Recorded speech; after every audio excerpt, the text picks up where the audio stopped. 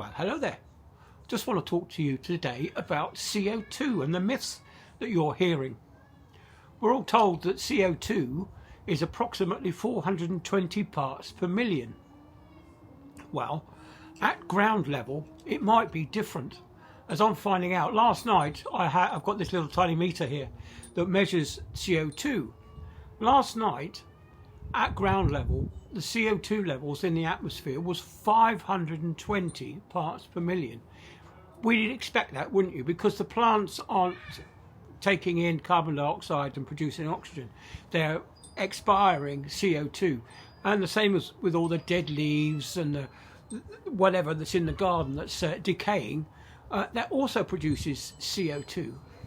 So last night it was 520. Now this morning it's 500 at ground level. It's 498.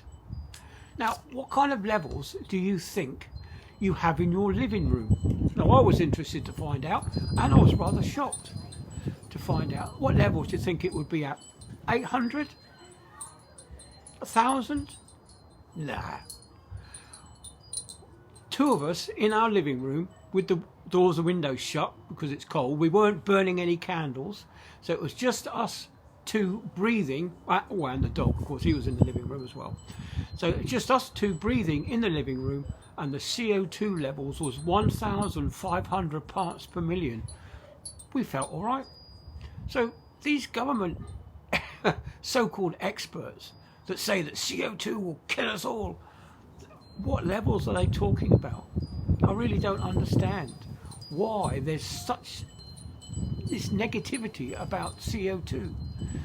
CO2 is plant food. Oh yes, and of course I actually put out into the atmosphere today 12 billion tons of CO2 because I had 2 cups of coffee. As you know, coffee is bad. And again today there's more news about the EU going on about farmers are bad for the environment because they're making food. I just don't get it. What these people want to do is kill us. That's what net zero is. Net zero is a suicide pact. So if you agree with that, you want us all dead. I'm made out of carbon. You're made out of carbon.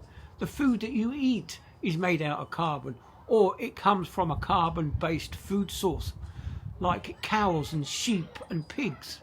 They all eat carbon-based foods because the wheat and the grain and the grass, they all come from carbohydrates. They're all carbon-based foods.